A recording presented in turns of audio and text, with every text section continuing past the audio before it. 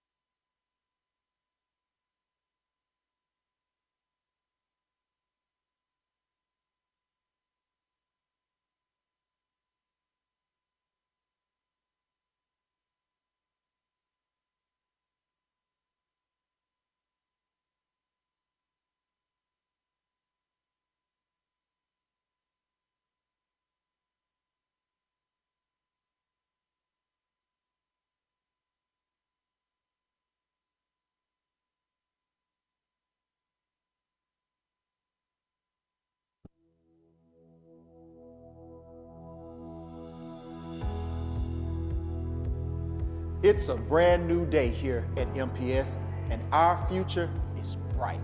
We're proud of our school system and all of our accomplishments. Together, we're moving forward. And we're not stopping. We are one. We are strong. We are MPS.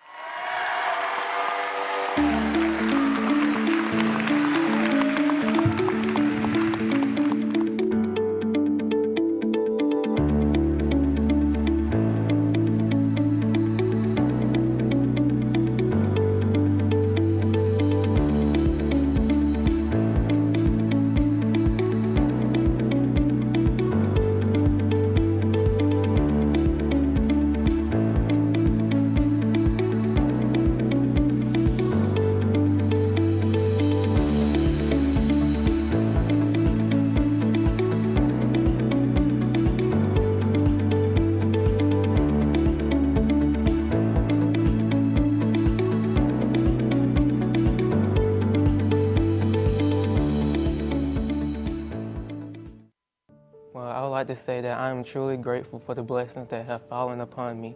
And I would like to say that I received over 1.3 million in scholarships and have been accepted to over 21 institutions. I chose NYU, and I'll be attending NYU this fall with a major in film and a minor in business. I chose NYU due to the fact that I will be trained in a media-based environment, surrounded by artists like me and innovative professors who are just committed to producing the next generation of storytellers and community builders. I'm had to get used to the big C, the Big Apple, and extremely the cold weather, but I know deep down in my heart that NYU is my home and the place where I should be. Attending Park Crossing has also helped me find my passion and just find my worth. Through every hall, through every door, and every corner, you can find greatness at Park Crossing. You can also find teachers and staff members who just want their students to succeed and just want the best for them in life. Well, 8 years ago, in a matter of minutes, I went from being a child to a child caregiver. I spent years bathing, feeding, exercising, and just receiving and giving medication to my grandmother and uncle. And my grandmother actually inspired me to apply to college before she had passed. And my uncle passed before my senior year as well. And I just felt down and I just stopped believing in myself. But over the summer, I had to put my crown back on and just build up my confidence. And I remember this one quote that my grandmother used to always tell me: a clenched fist cannot plant a seed, meaning that in order for me to grow, prosper, and thrive, I must first open my hands out to the numerous opportunities that are falling beneath me. And I would play that quote over and over again in my head until it became my drive, my energy, and my motivation. I just want to give a voice to the voiceless and defend those who are defenseless. I just want to be the change that I want to see in today's society for a better tomorrow.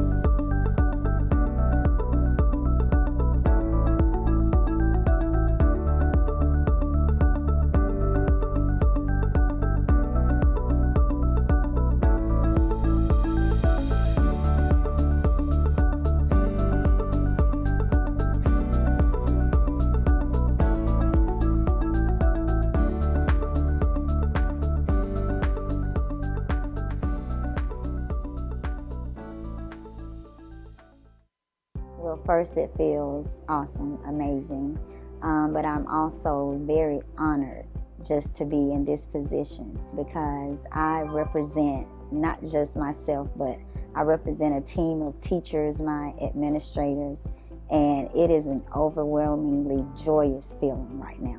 I have been teaching for a total of 20 years here at St. Johnson for about 12 years, and I've been here. I am now under a new leadership. This school is one of the best places because of the students, the community, and everything that we do together.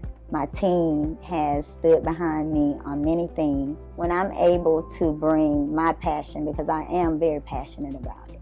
I'm passionate about not just science, but reading, math, all of the subjects, because you can teach across the curriculum. Isolated teaching is not something that is going to help these students become successful.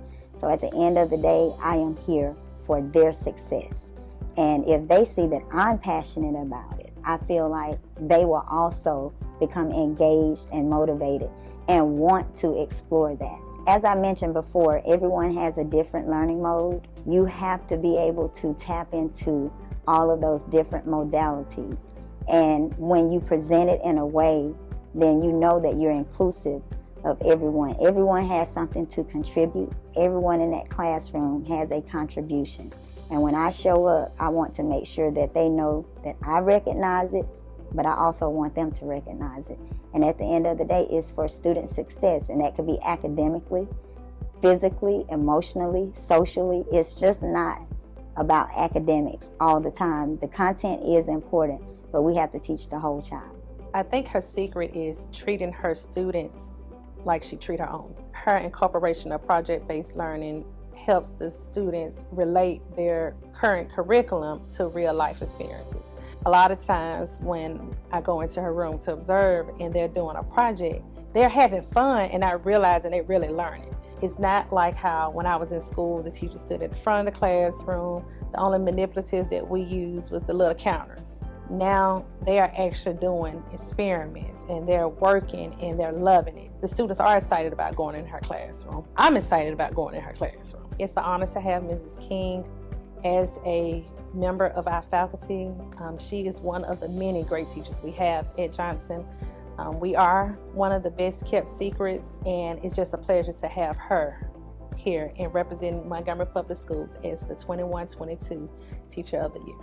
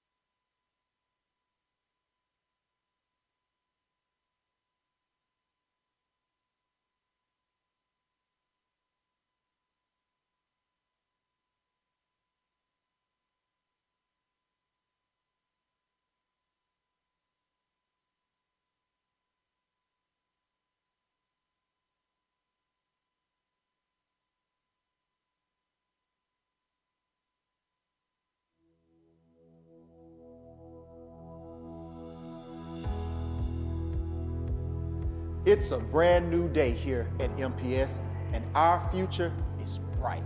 We're proud of our school system and all of our accomplishments. Together, we're moving forward. And we're not stopping. We are one. We are strong.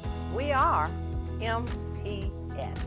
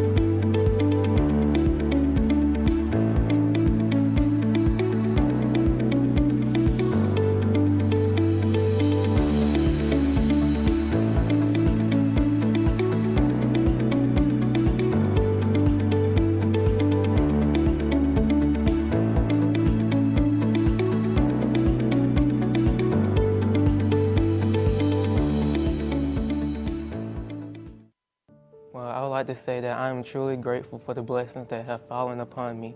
And I would like to say that I received over 1.3 million in scholarships and have been accepted to over 21 institutions.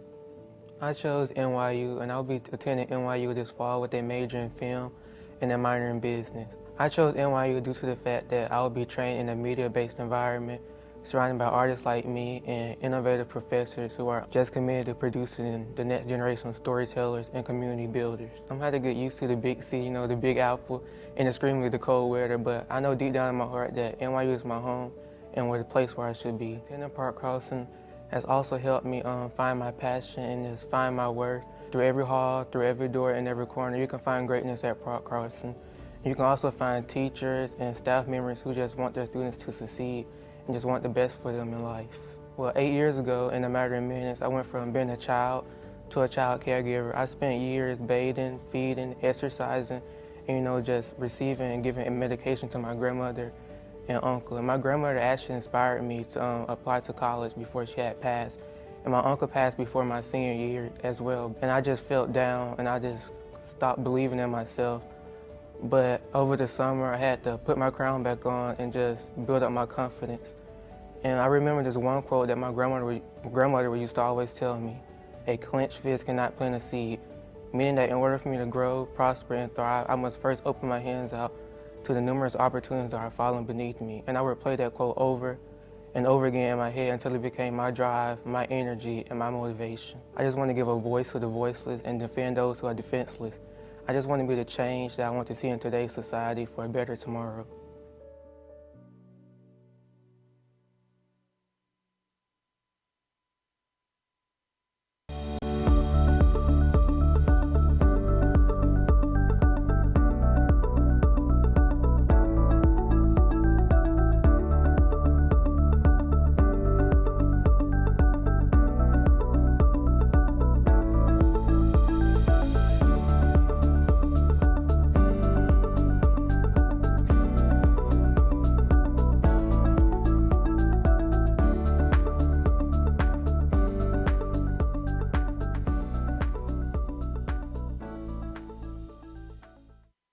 Well, first it feels awesome, amazing, but I'm also very honored just to be in this position because I represent not just myself, but I represent a team of teachers, my administrators, and it is an overwhelmingly joyous feeling right now.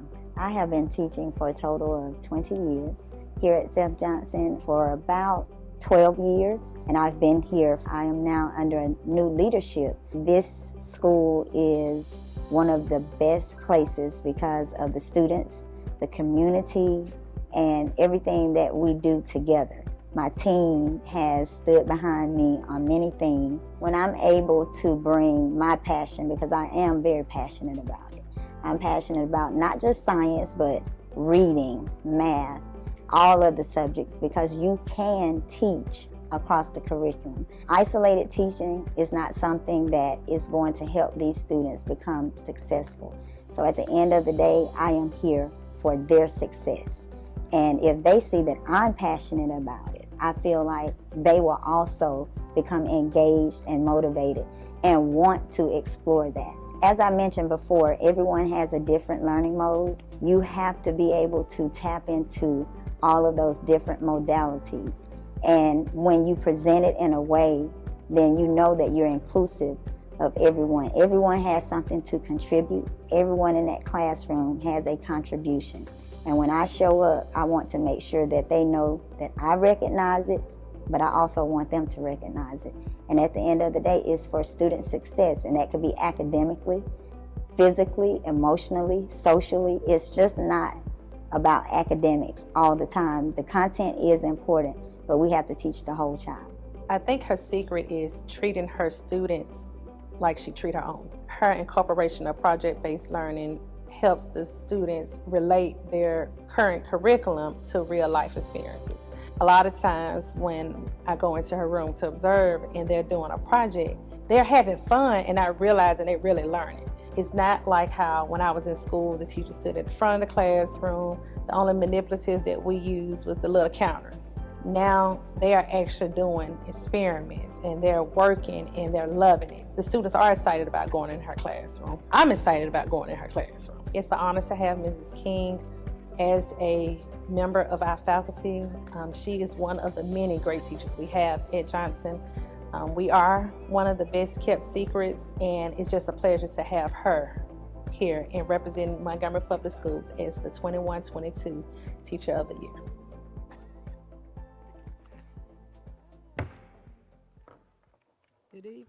Good evening. Good evening. There we go. Thank you for being here tonight. This is the third of 4 superintendent interviews. Tonight we have Dr. Marla Sheppard.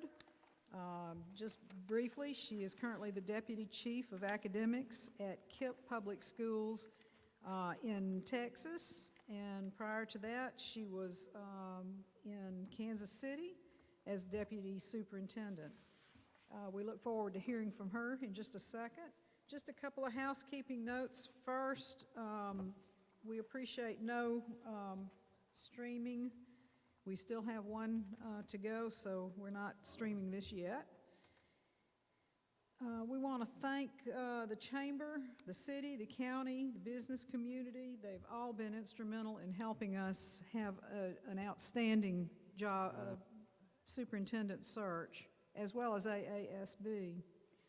At the end of this program, at the end of this hour, there will be a reception in the lobby. We invite you to come meet and greet Dr. Sheppard, and there's some wonderful food prepared by the Culinary Arts Culinary Arts Institute here at Carver. They've done a wonderful job every night, and look forward to what they have planned for us tonight. And with that, we will begin. Dr. Sheppard, my first question for you is how have your previous experiences prepared you to be the superintendent of this school system, and what are your strengths in fiscal management? First of all, I'd like to express my thank you to the board members and to this community for having me here tonight. Being here has been a very, very positive experience for me.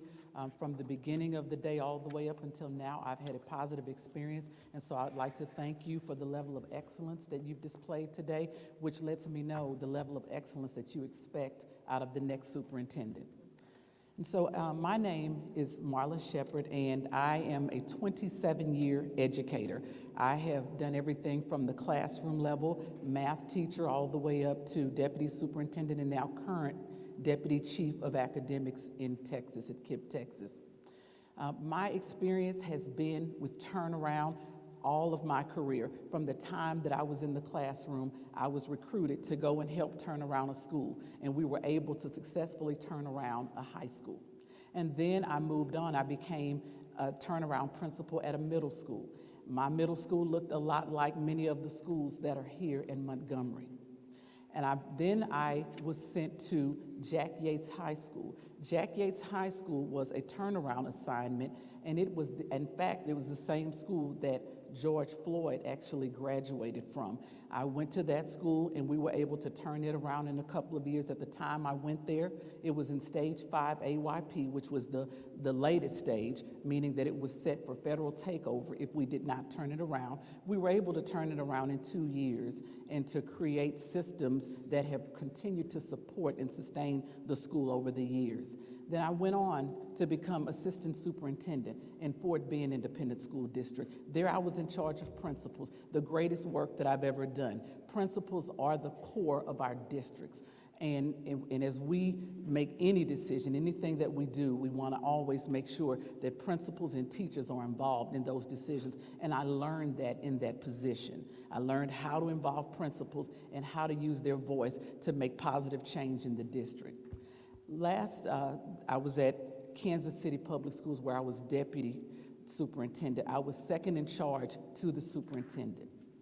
There, when I got there in 2017, what I inherited from our superintendent was not roses or was not any balloons, but it was a 2-inch binder full of findings from the Council of the Great City Schools, things that we needed to correct in order to move the system forward. Much of it was around alignment, making sure that we had aligned systems of support so that we could make sure that student achievement moved forward for our students.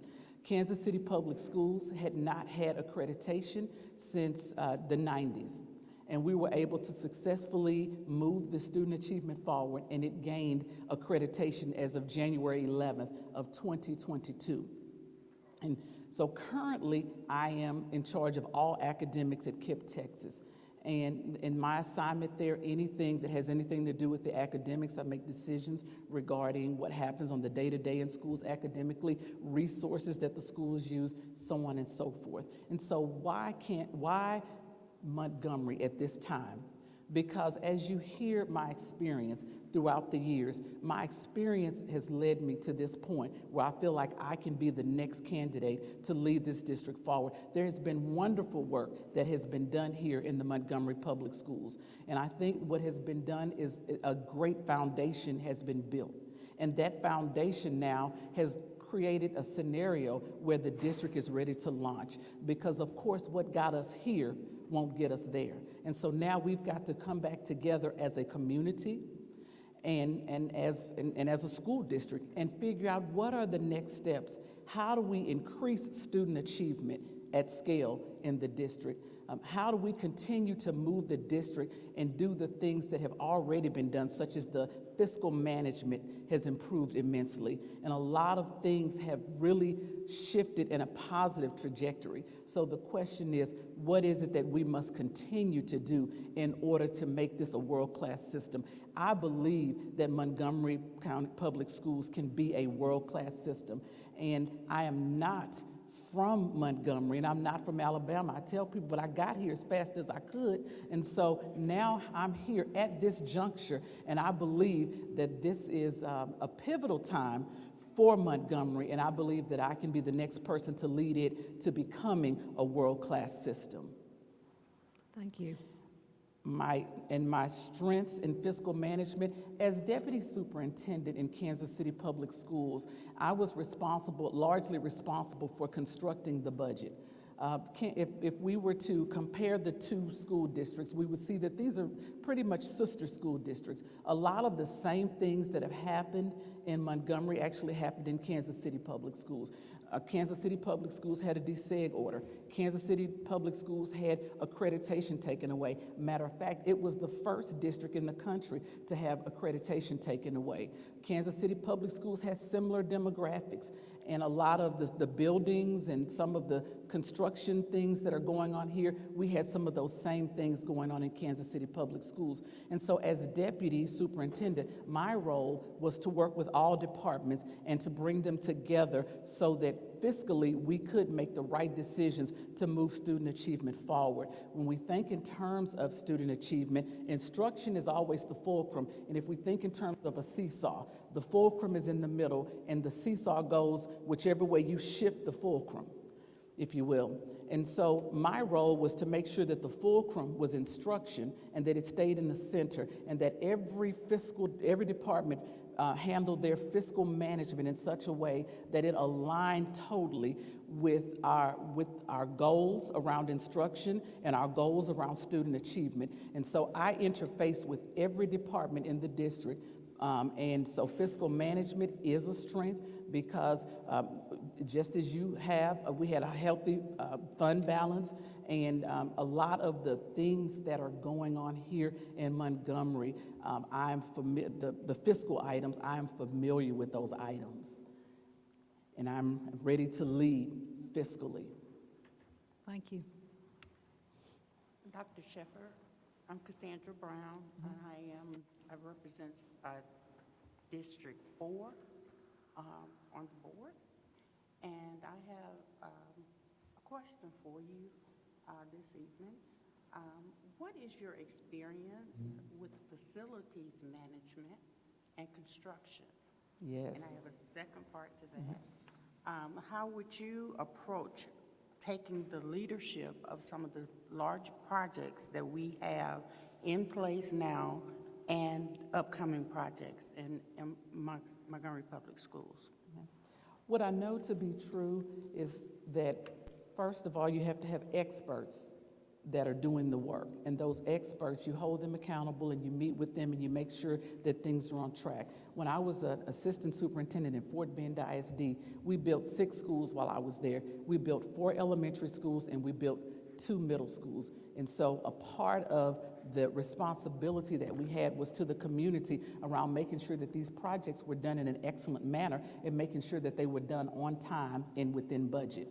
And so, so not only should we have experts, but we also have to have great systems of accountability. When we think in terms of $400 million, which is the amount that we currently have for some of these capital projects here, $400 million is a lot of dollars, so oversight is necessary. And one of the things that we did in Fort Bend with our oversight is we created a community oversight committee.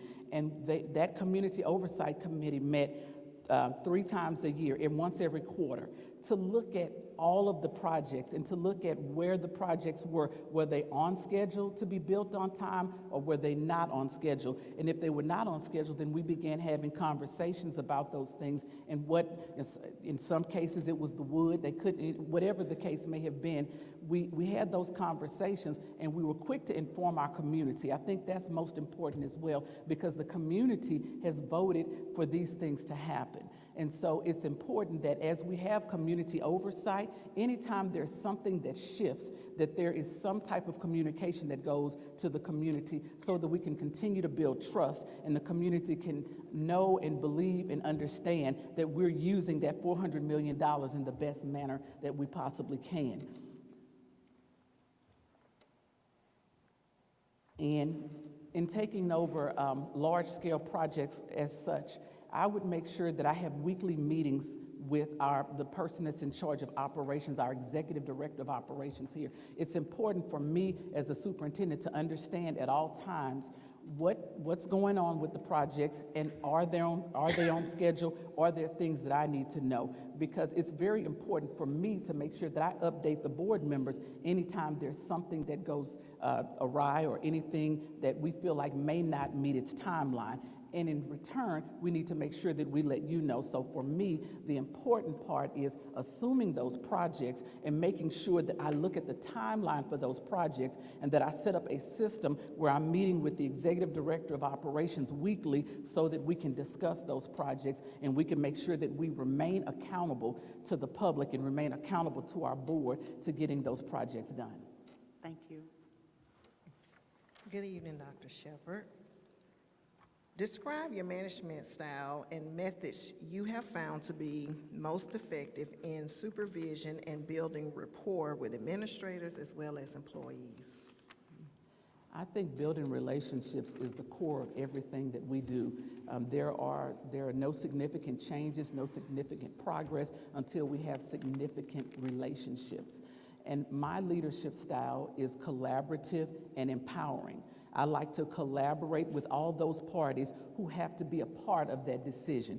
And sometimes that means the community, sometimes that means our principals, and even our students. Whoever the decision affects, I like to have them at the table so that they can have a voice in those decisions. And all of those people who are around me, I like to be collaborative with them and empowering, because my goal is always to build quality leaders.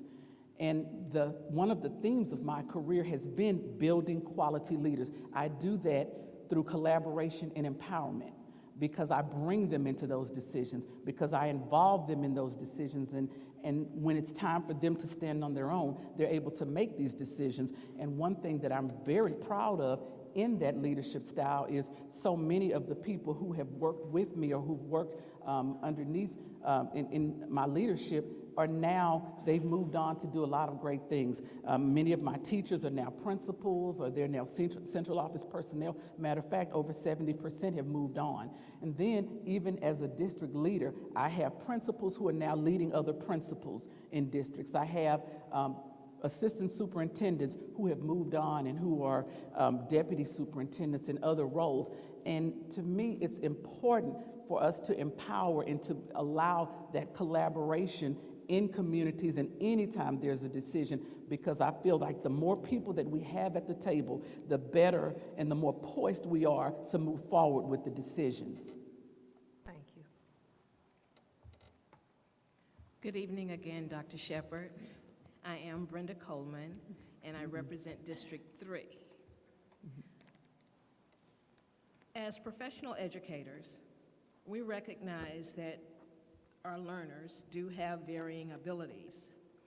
With that, looking at achievement gaps, eliminating those gaps has been widely discussed and debated.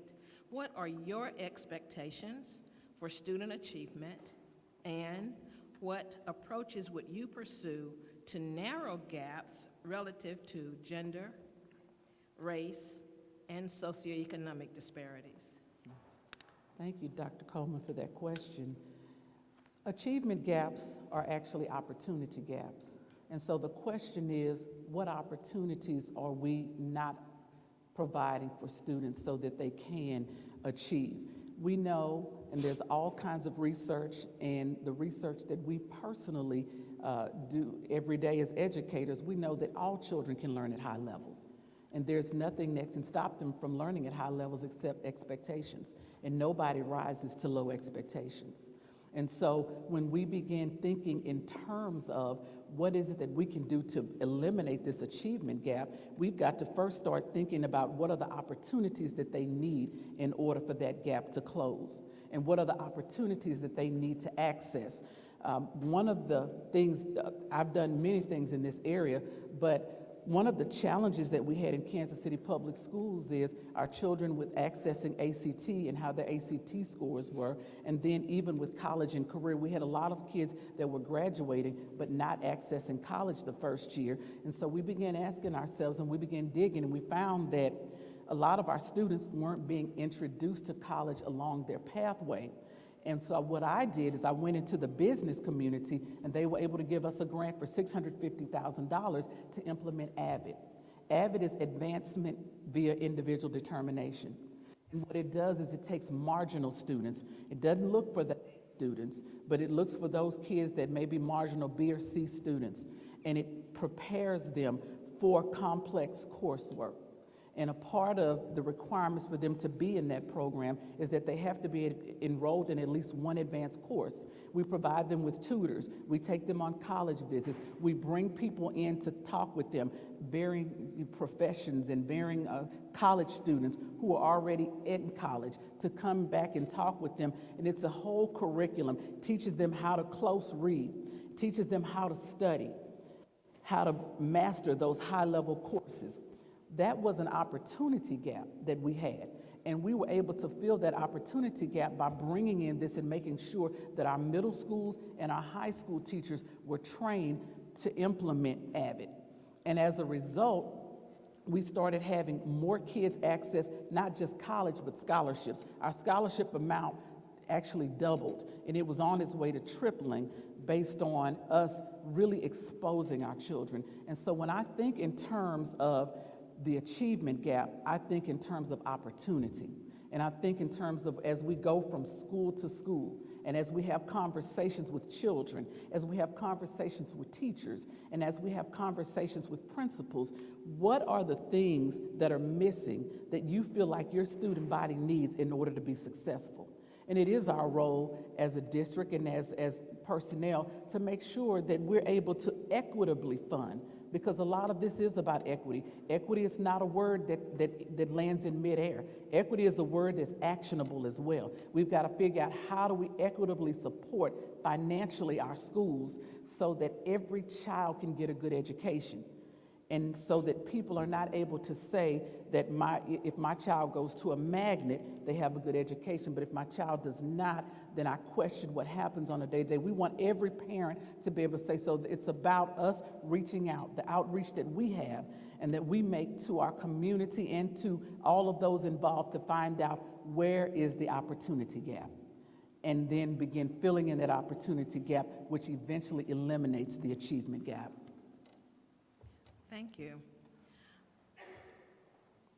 When a new superintendent is hired, we tend to want to make sure that that transition becomes as smooth as possible for everyone involved.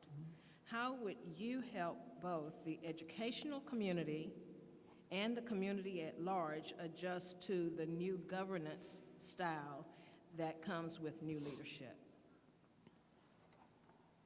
The first thing in adjusting to any environment is relationships, and to begin right off building those relationships. What I would first ask each board member is, do you have people who you feel like I should talk to within your communities?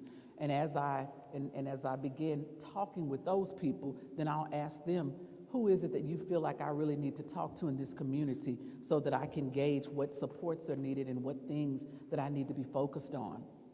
And building those relationships then allows me to be able to have transparent conversations with people and allows them to feel comfortable having transparent conversations with me. If we don't have transparency, and if we're not able to really look at what some of the challenges are and then what some of the triumphs are, then it'll be very hard for us to do any work together or move the district forward positively. And so for me, I would say that first and foremost, it would be about finding out who I need to talk to, who those individuals are, and then once I find out who those individuals are, beginning to build those relationships and allowing those relationships to govern how I maneuver in the community, what things I do, and then being highly visible. Anytime there's an opportunity for me to be visible, whether that be at a church function, whether that be at a festival, whether that be at anything that's happening where the community can interface with me, it is my role to be there so that people can get to know me, people can get to see me, and people can see that I'm approachable. And I love hearing from community members because I believe that this is not my district, it's our district. And so it's important for us to approach the work as though it is our district. And so I would say transparency, relationships, and a high level of visibility on my part. Thank you. Good evening, Dr. Sheppard. I'm Claudia Mitchell, and I represent District 6. What are your ideas about engaging families and the community, particularly when they are inexperienced with participating or if they've had negative experiences with education? Well, I think it's very important for us to acknowledge that different communities view parent involvement and parent engagement differently. And for us to define it for them would absolutely be the wrong road. And I'll give you an example. During COVID, I led the entire COVID processes and the entire COVID task force for Kansas City Public Schools. And one of the things that we wanted to know from our parents and our community was, what are the 3 priorities that you would like us to consider as we begin to craft a plan? We rolled that out. We rolled the survey out. We put it on Twitter. We put it on Facebook. We put it on all of those social media sites. But we only got 1,900 parents to participate. And those 1,900 parents probably represented about 4 to 5 schools within our district. Well, we knew that we did not want to make decisions based on 1,900 students, which was only a fraction, a little over 10% of the students that we actually had in the district. So I began pulling all of our clerks together, all of our secretaries, our school principals, and we offered them extra money to get on the phone and call, because some communities, the parents really they don't want to do a survey. They want to hear from a trusted individual. And so what we did was we got all of these individuals to get a list and to call, to do an outreach to parents and to complete the survey with parents on the phone. We gave them a script, we talked to them about how they needed to do it, but parents were more willing to participate because it was a trusted individual. It was the school secretary, it was the teacher, it was the school trauma-informed clinician. And so they were a lot more willing to participate. And once we were finished doing that, we garnered over 12,000 results. And so we were ready at that time to make a decision. And I think it's very important for us to allow communities to let us know how they want to interface with the district. We oftentimes define parent involvement as, you know, the level of the amount of time that the parent spends at the school, but sometimes it's the parent being willing to ask the student every night, how was school today? And have you completed your homework? Sometimes parent involvement is, I'm making sure that you have the supplies or making sure you have what you need in order to be successful in school because I'm busy working. And sometimes parent involvement is being at the school and being present and being visible. But I don't think that any educator should define what that parent involvement is. I think we should allow communities and parents to define for us what involvement looks like for them, and then we adjust our practices and our processes around what it is that we can do to involve them. Thank you. And I failed to mention I'm Erica Watkins-Smith, District 7, so I just wanted to put that in there. But if you would, and I know you've worked for 2 different entities, so if you'll kind of expound on your experiences at both, but describe your ability to cultivate a disciplined, safe, and orderly school environment and support teachers in terms of discipline issues. When I think in terms of discipline issues, I realize that we have more discipline issues post-COVID than we had pre-COVID. And I realize that our children have been through a traumatic experience, one that I don't think any of our generations can speak to having been through. Behavior to me is always about something that is underlying. Students don't come to school to get negative attention because it's negative attention. There's some underlying issue. So the question is, how do we provide wraparound services to support our students and in return support our teachers? I absolutely believe the teachers should be able to teach every single day free of interruption. But I also believe that students deserve the right to be in school, and we need to make sure that we have the right supports for them. In Kansas City Public Schools, we made sure that as we equitably funded our schools, we made sure that every school had a trauma-informed clinician. We made sure that every school had a counselor, at least one counselor. We made sure that every school had a social worker. We made sure that those wraparound supports were there because we needed to know what is the reason, what is the underlying reason for this behavior. And we began working at the root cause of that underlying reason so that we could begin to see behavior shift. Now, did that work in every scenario? No. And I don't think we have any response that works in every scenario. But I do think we need to exercise our due diligence to make sure that we dig deeply enough to find out what could be affecting children so that we not only shift their academic behavior for that moment, but we can also shift their academic trajectory for a lifetime. Because many times when our kids are being suspended over and over again, they're losing out instructionally, and then we end up at the end of that rainbow trying to figure out what happened. And so in terms of discipline, I think there's a 2-pronged approach. I think there are those wraparound services that we provide in order to really help students to learn how to behave the way that they need to. I think we teach our teachers how to have strong discipline. And when I say strong discipline, I mean systems, because we don't manage classrooms through discipline. We manage classrooms through having proper systems in place. How do we transition from one activity to the next? How do we turn our papers in? How do we come inside the classroom? Making sure that our teachers understand all of those things, and that even our new teachers, that they're able to put those things into place. Because what I found is, if we have one teacher in a middle school cluster that allows kids to do, just kind of misbehave, then it creates a scenario for the entire cluster, because that child has in their mind built a scenario around how I can behave at school. So it's important for all of our teachers to understand what the student expectations are and to have those high expectations on display every day, and to remind our students and to be trained well how to remind our students what the expected behavior is and how to build those relationships with our students so that they know when they come in what the expectation is. And it's not about discipline, but it's about relationships and us moving that forward. And then when there are those instances where there's disrespect or there are those things that are beyond what we can actually do with relationships, then of course we have consequences in place, but we're also restorative. So we match our consequences with the restoration of children so that they can come back better than they were the day before. Thank you. Good evening, Dr. Sheppard. I'm Lisa Keith. I represent District 1. I've got only one question, but it's a big question. So Okay, it's got Dr. Keith. several parts to it. I do have one clarification question at the end of it. How have you held staff members accountable for student achievement while balancing the demands put on teachers? A, how have you measured the staff's performance?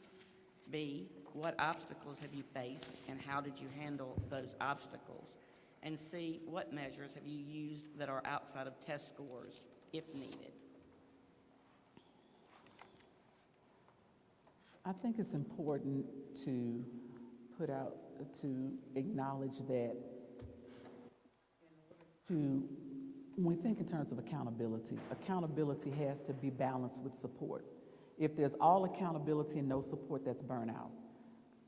And if there's all support with very little accountability, then we have a country club, and that's not what we want in our schools either. And so we want to make sure that as we begin working with teachers, and we know that now, I'm pro-kid. I've always been pro-kid. But one thing that COVID has really, really taught me is that our teachers need lots of support just as much as our kids. And when we make decisions, we cannot just make student-based decisions. We have to think about our teachers because our teachers are really tired, and we want to keep them, and we want them to have longevity in our systems. And so that's the reason why, for me, it is very important for us to balance that accountability with support. And one of the ways, some of the ways that I've been able to hold staff accountable is not just through test scores. Some of our students may be 2 or 3 grade levels behind. And what we really want to happen for those students is we want their growth. We want to see them grow more than 1 year each school year. And we know that the continued growth each school year of more than 1 year will eventually lead to their achievement. So as we look at our teachers, we don't just want to look at did he pass the test or did he not. The question is, did he meet his growth standards or did she meet her growth standards? And that's very important to me, and making sure that the teachers have the support that they need in terms of the administrative support. Do they have the supplies and the things that they need in their classrooms to be able to do their work successfully? Those are all items. And then making sure that central office, I always tell my central office staff that there are 2 positions in a district. There are those who interact with students daily, and there are those who support them. And so as a district office personnel, it's important for me to make sure that teachers have the adequate support to do their work. And that would mean me hearing from them regularly. And so what you would see from me is teacher town halls regularly so that we can hear from teachers, so that teachers can tell us what we're doing well and what we're not doing well, because that layer of support, we want to make sure they feel it, that they feel the support from those members in the district office and all over the district. And how have the obstacles that I faced, some of the obstacles, being brand new to any system presents obstacles around trust. And one of the ways that I've been able to build trust is through relationships. I make sure that I have one-on-ones with staff members. I make sure that anytime there's an opportunity for us to eat together, to do those things, that we build camaraderie around. And then also we begin every meeting with what I call a restorative circle, where we may ask a question such as, if you had to describe your day today, which emoji would you use? And allow staff to interact with each other around those items. The important piece here is around building trust. And as a new person, I realize, not being from Montgomery and coming here as someone that people may not know, it is my responsibility to build trust with our board and to build trust with our community and all of our teachers and principals. And the only way that I can do that is to make sure that I'm transparent and to make sure, and transparent in that I'm always able to give the why behind decisions. And then to make sure that I'm always visible and I'm a listener. I'm listening because right now it is about learning. You know more about the system than I do. And so the obstacle would be trust, but I would work to build, as I have in every other system, to build trust through relationships, through listening, and through fulfilling those things that I promised. Nothing hurts trust more than not doing what you say you're going to do. So my role would be to make sure that as I listen, that I respond and that I act upon what I'm hearing. And then measures outside of test scores. In Fort Bend Independent School District, we had what was called community-based accountability.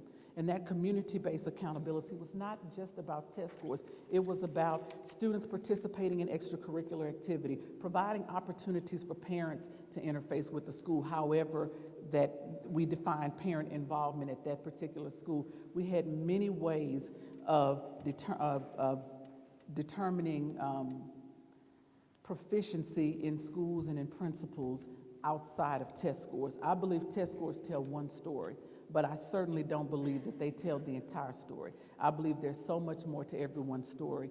And so the community-based accountability was huge for us, and our community really enjoyed us having that community-based accountability and knowing that we were looking at something, we were looking at more of the whole child. We had a whole child approach because we know that different children excel in different things, and so we want to make sure that we put enough opportunities for children to be able to succeed at wherever their strength lies.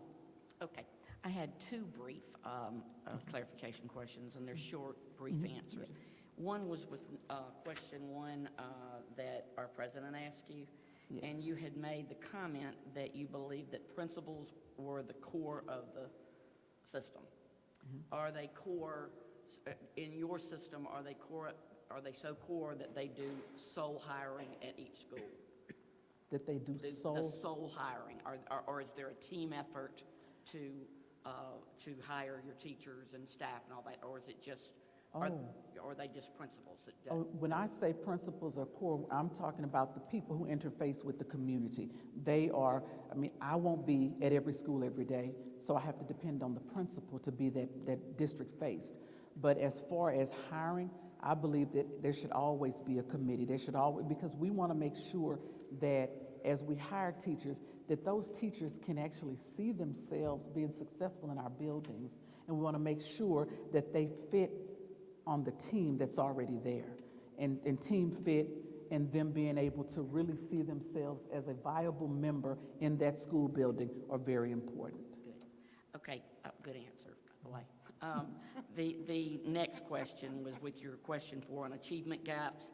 You said that you had come up with a grant for $650,000, and you were talking about scholarships. Are your scholarships anything to do with dual enrollment?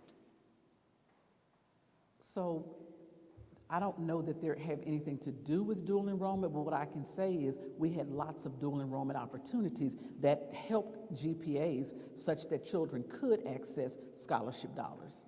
And you know, we get weighted credits for dual credit classes, and I don't know if that's the case here, but I know in all of the systems that I've been in, there's been weighted course credits for dual credit and advanced placement and honors classes. Instead of an A being 4 points, it's 5 points. Instead of a B being 3 points, it's 4 points. And so them being able to successfully maneuver those helps their GPA so that they can access scholarship dollars.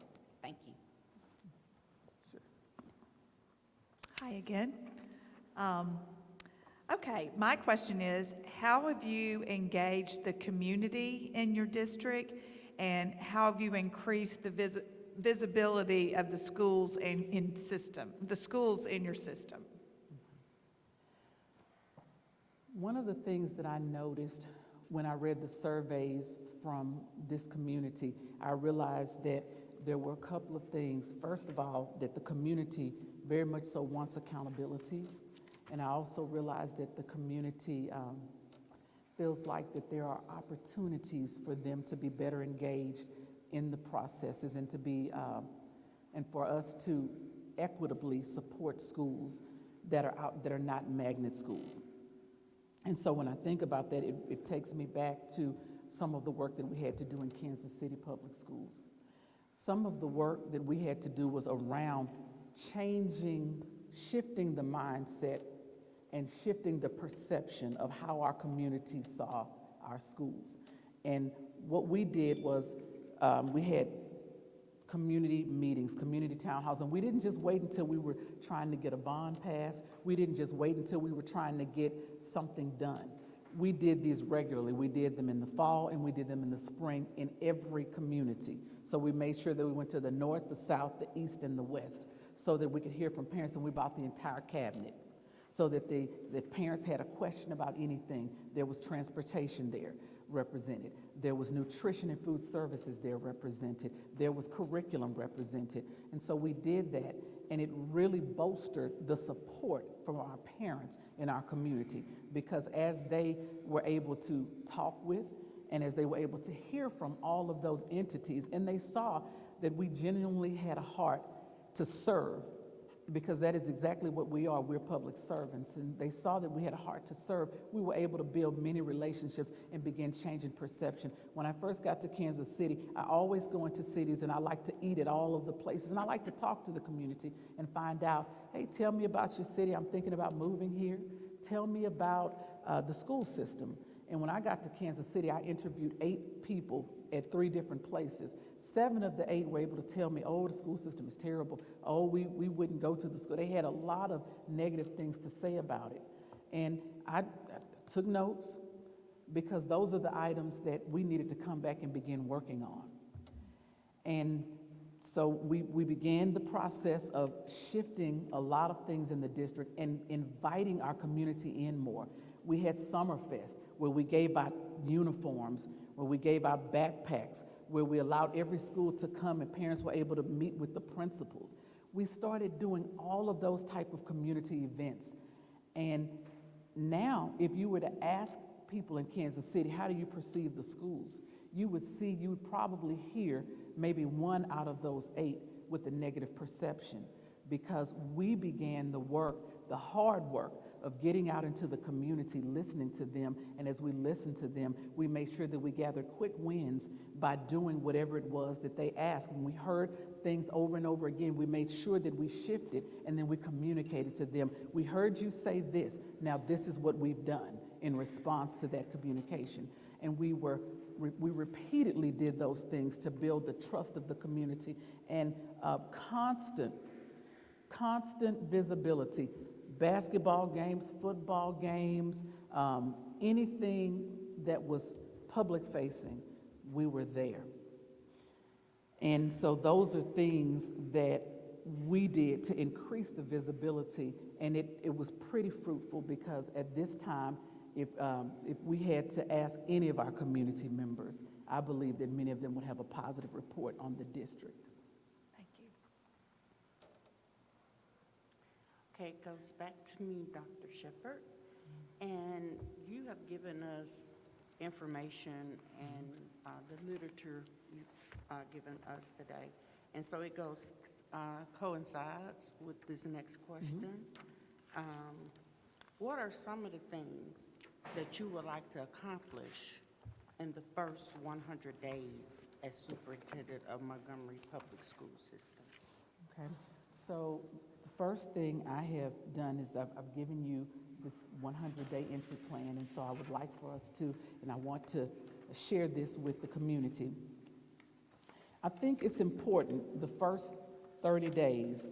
First of all, there's pre-entry. There's some things, some homework and some things that I need to do prior to hitting the ground running. And I need to make sure that I'm well informed on every data point that there is for me to know. And that would come from me looking at all of the different data points that are available, but also the first 30 days spending my time talking with all of those individuals. And so it's called listening and learning.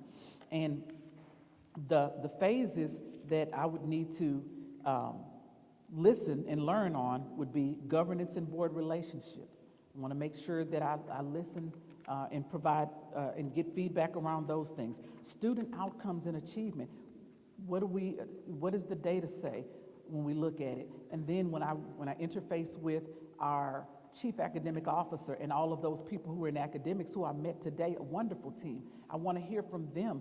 What are the things that are working well? What are the things that are not working well? We look at human capital recruitment and retention. Recruitment and retention is very important. I heard on one of the board meetings, I heard board member Smith talking about the retention and how it's not just about recruitment, but there was a committee that was formed, and you reported back what your findings were, and you found that recruitment and retention was just important as recruitment. And so I want to hear what are our strategies for recruiting, but more importantly, what are our strategies for retaining? Because it's very important for us not just to recruit people, but if we're going to recruit 100 every year and 100 are going to leave, then we have a net of 0. So we want to make sure that I want to make sure that I'm listening and hearing about those. The fiduciary responsibility, talking to the finance people and finding out what are some things that are going well there and what are some challenges that you have.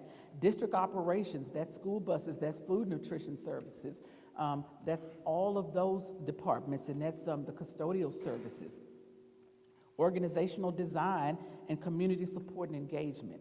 And I've put community support and engagement at the center, because at the center of everything we do is the community support and engagement. So those first 30 days would be about me doing a listening tour and hearing what the different departments in the community has to say about positive changes that they would like to see and things that you'd like to keep.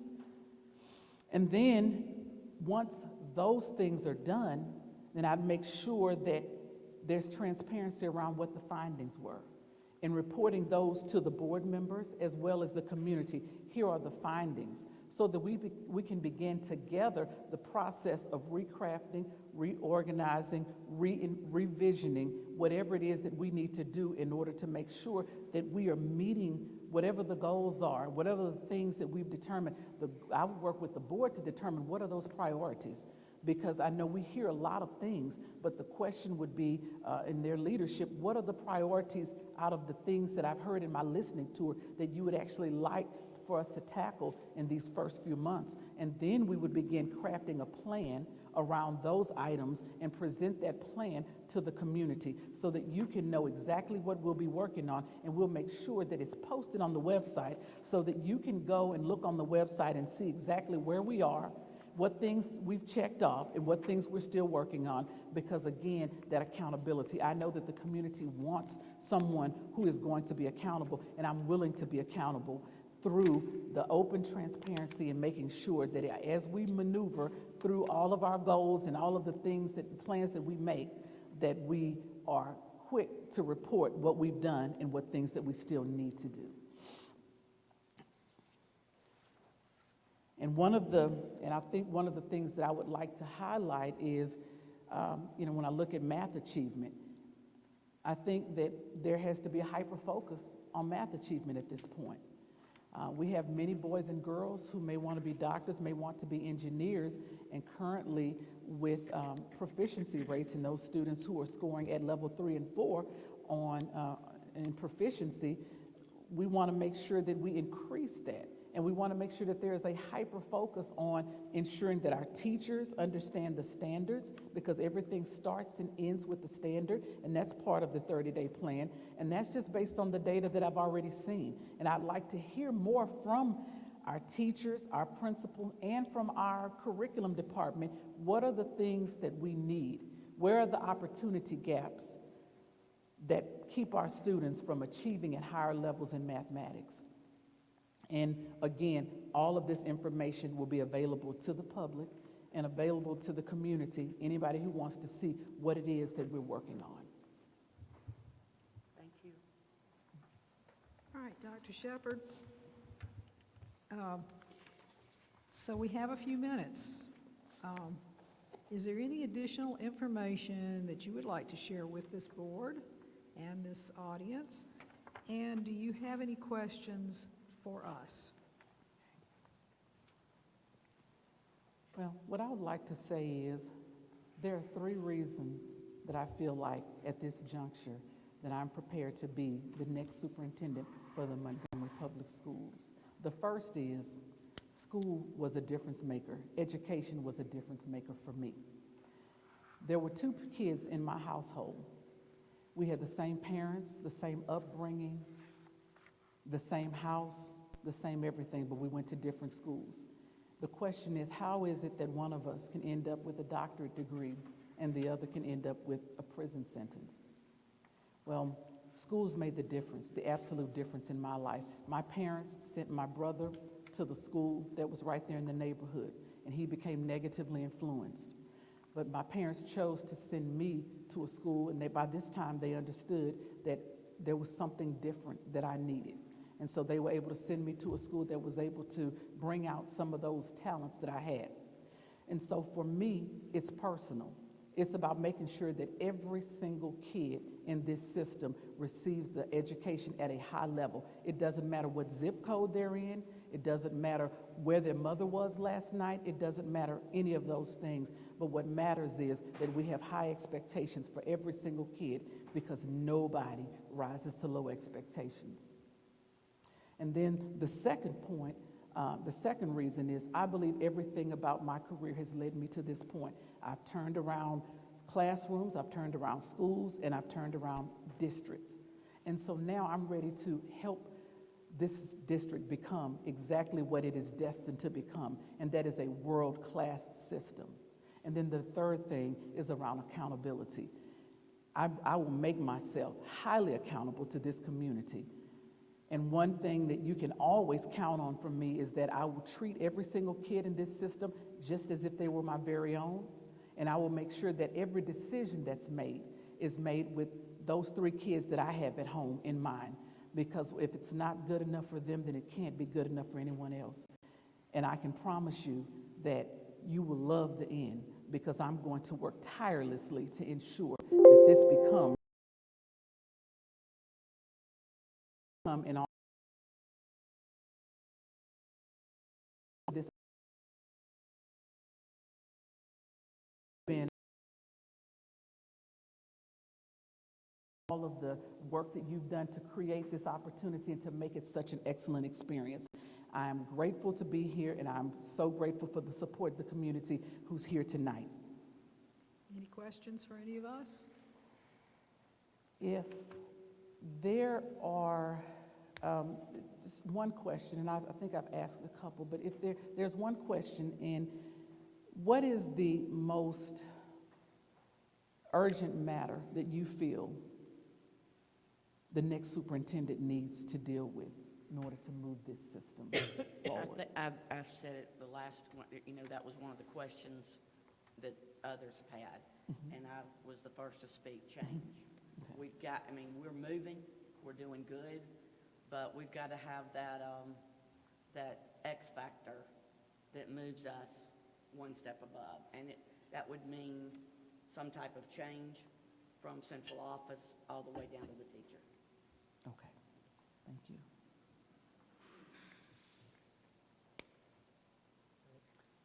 Go ahead. You've touched on it a little bit, and we were able to talk about it some this morning, but my biggest is equality in education and ensuring that every single child in the system gets the same type of opportunity so that they're able to raise the bar for themselves and realize their purpose and be able to achieve those. So thank you for that. Just to add to that, equity in education, restorative justice in our discipline practices, and achievement would be the 3 most urgent.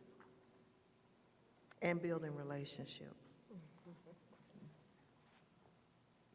And I'm just hopeful that every child gets the experiences to move them to their best.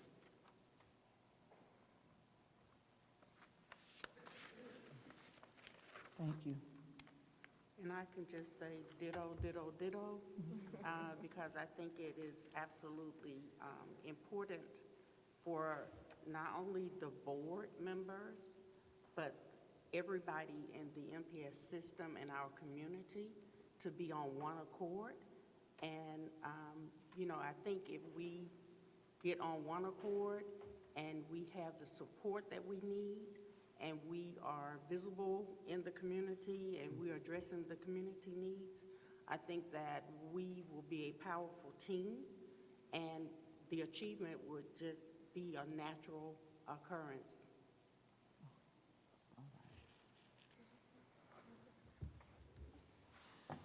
Well, being that everyone turned and looked at me, I guess I need to say something, don't I?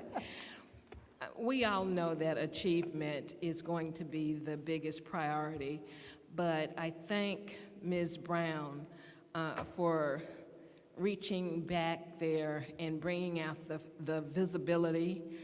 I posted something last week, or this week, about ambassadors.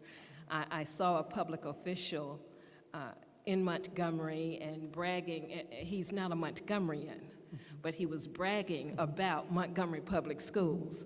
And you know what I posted for him was thank you for being that ambassador. So one of the things I'd like to see, not only us, but our community members, our parents, the entire community being great ambassadors for our system. That's going to support our children, and if our children can feel good about themselves, I do believe that they will achieve. And you did use my tagline, no one rises to low expectations. So if we have high expectations for our children, they will rise to the occasion. Thank you. Likewise, you know, ditto, ditto. You know, everything that everyone has said is so important, but the core would be our children. Making sure that every child reaches the level of expectation that they can, make them the best, become the best person that they can be. And I would like to see us not trying to drop children into our mold, but to form the mold around them and meet their needs, meet them where they are, and move them to the next level. Exposing them to the things that they need, then the student achievement will be evident. Helping them realize who they are and what they love. You know, so many times students will find that thing that makes them want to come to school, and then they'll have pride in their school. And teaching and showing them how to take ownership of their education so that they will have that pride and become the best person that they can be. Thank you. And with that, I have no further. we thank you, Dr. Sheppard, for coming to Montgomery. We appreciate your day with us. To everybody here, please join us for a reception, a meet and greet. Dr. Sheppard will be there. And with that, we are adjourned.